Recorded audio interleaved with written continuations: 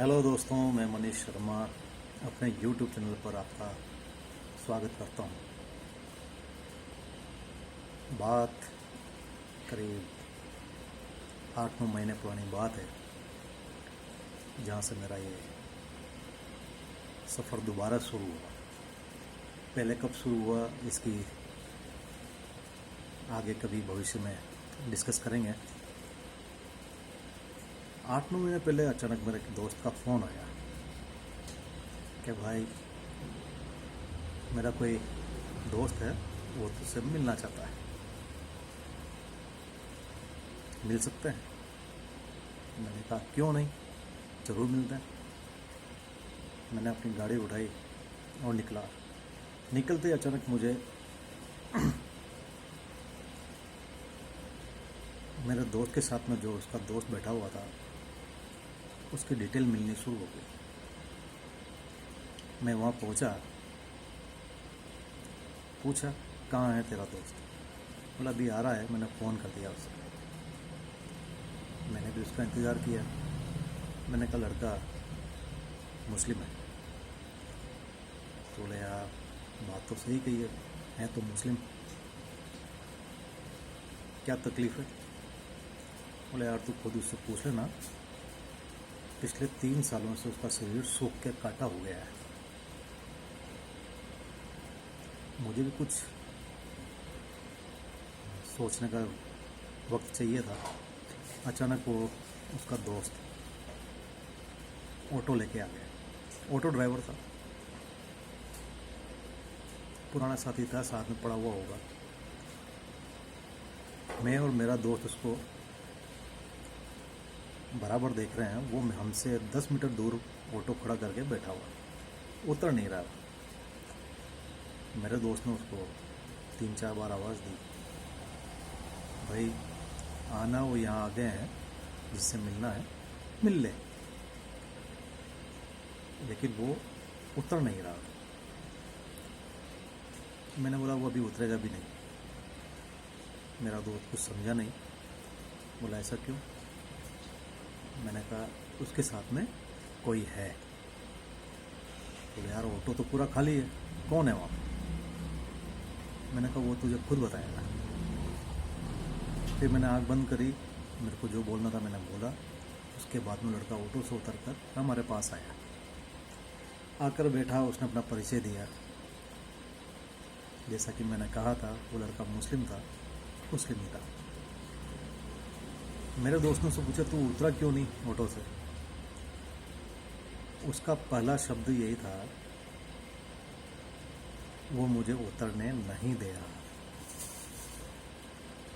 मेरे फ्रेंड ने मेरी तरफ देखा, उसकी तरफ देखा, फिर पूछा कौन उतरने नहीं दे रहा था।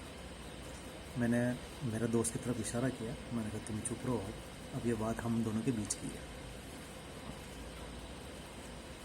मैंने उसे इशारों में समझाया।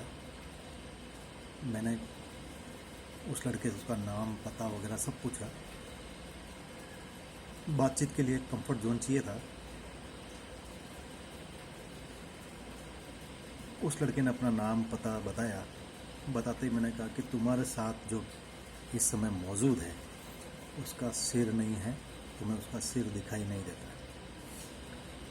यूँ कहना था वो लड़का गर्दन झुका के बैठ गया। जी बिल्कुल, मुझे आज तक उसका सिर दिखाई नहीं दिया।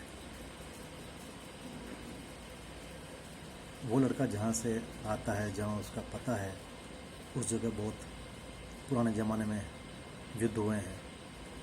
जाने कितनी लाशें गिरी हैं, जाने कितने सिर कटे हैं, जाने कितने शहीद हुए हैं। उन्हीं में से कोई एक उसके साथ में वो मौजूद था। कुछ देर गुफ्तगू हुई। मुझे आँख बंद करने पर कुछ इशारा मिला। मैंने कुछ पढ़ा, दुआ की। उसके बाद में मैंने उसको कहा जा सामने की दुकान से डोरा लेके आ।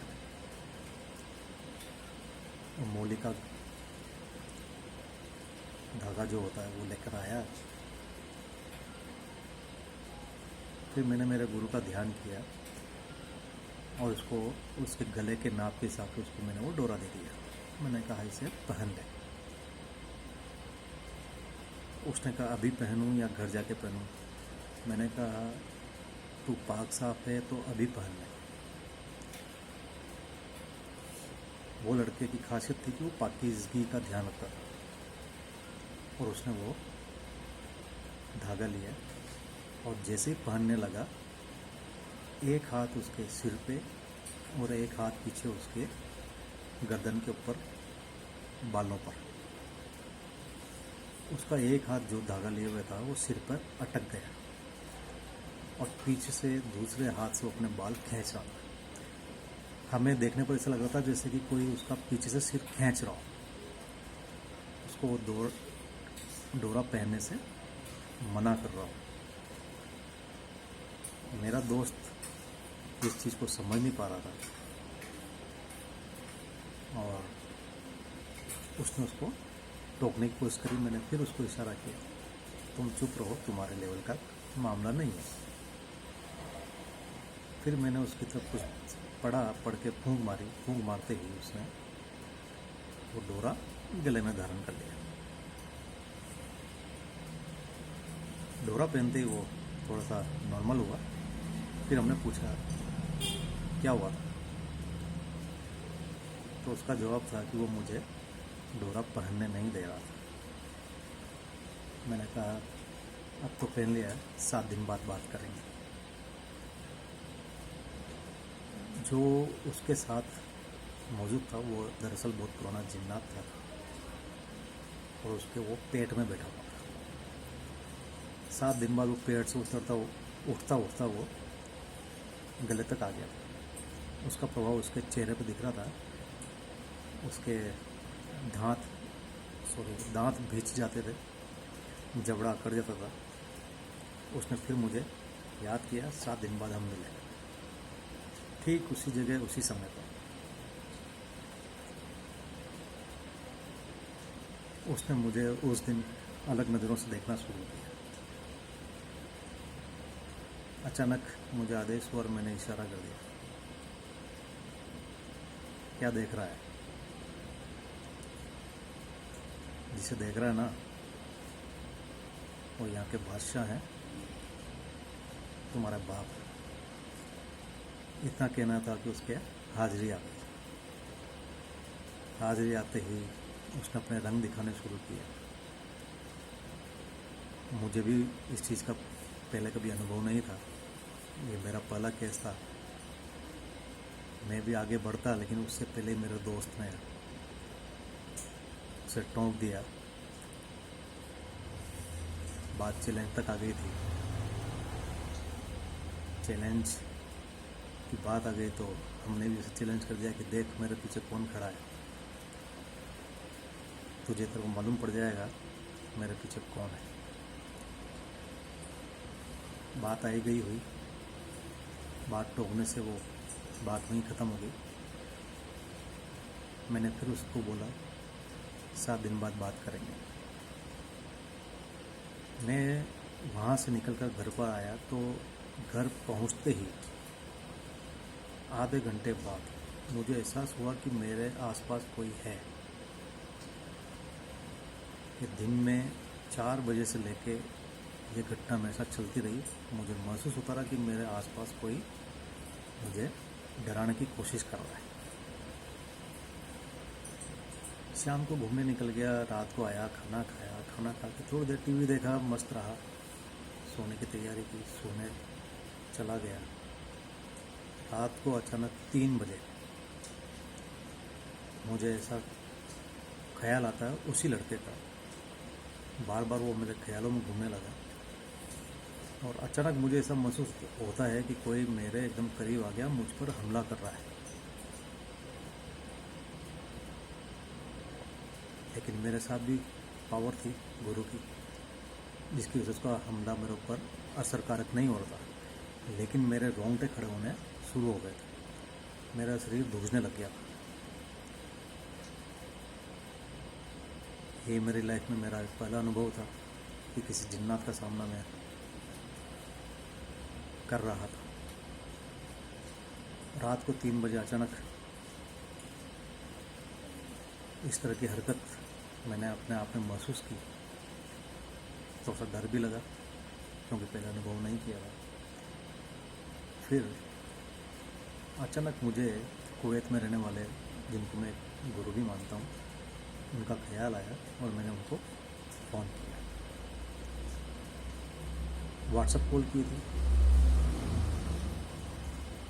उम्मीद तो नहीं थी, लेकिन शायद मेरी तकदीर अच्छी थी। उन्होंने शुरू की, 2 रिंग जाते ही उन्होंने मेरा कॉल रिसीव किया और रिसीव करते ही मैंने उनको अपनी पूरी बात बताई कि मेरे साथ ऐसा महसूस हो रहा मुझे, और मुझे कांपते हुए कम से कम आधे से 1 घंटा हो चुका था, रेगुलर कांप रहा था। उन्होंने उसी समय कुछ पढ़ा और मेरे को बोला कि तुम 3 बार ही बोल दो और सो जाओ, कल बात करेंगे। मैंने वो जो उन्होंने बताया वो मैंने 3 बार बोला और धीरे धीरे मेरा कांपना कम हुआ।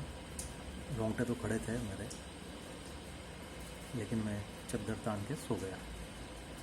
कोशिश की, लेकिन 15 मिनट 20 मिनट बाद में मेरे को नींद आ गई। सुबह फिर मैं जब उठा तब अपने आप को नॉर्मल महसूस किया। तो ये मेरी लाइफ में पहला केस था जब मेरे ऊपर किसी जिन्नात ने अटैक किया था, और मुझे भी उस समय ये महसूस तो हुआ कि मेरे साथ में कोई पावर बराबर खड़ी है। यूँ तो मुझे मालूम था। दिन में फ़ोन आया कुवैत से, मेरी तबीयत की हालचाल पूछी। मैंने बताया कि पहले से काफ़ी बेहतर महसूस कर रहा हूँ। तब उन्होंने मुझे डांटा कि जब किसी चीज़ के बारे में नहीं जानते हो तो चैलेंज मत किया करो। कौन कितना ताकतवर है, कौन कैसा है, किस तरह की योनि में है, किस तरह का उसका रूप है, बिना सोचे समझे तुमने उसे चैलेंज कर दिया, तो आगे से बिना सोचे, बिना जाने, बिना समझे इस तरह की आप हरकत नहीं करो। मैंने भी उन्हें आश्वासन दिया या बिना सोचे समझे मैं आज के बाद में कुछ नहीं करूँगा। तो दोस्तों, ये मेरी लाइफ का पहला अनुभव था। इसके बाद मेरे साथ जीवन में क्या खतरनाक, क्या बड़े बड़े किस्से हुए हैं, केस हुए हैं, वो मैं आपको निरंतर आगे अगले एपिसोड्स में बताता जाऊँगा। आज यहीं बस इतना ही। धन्यवाद।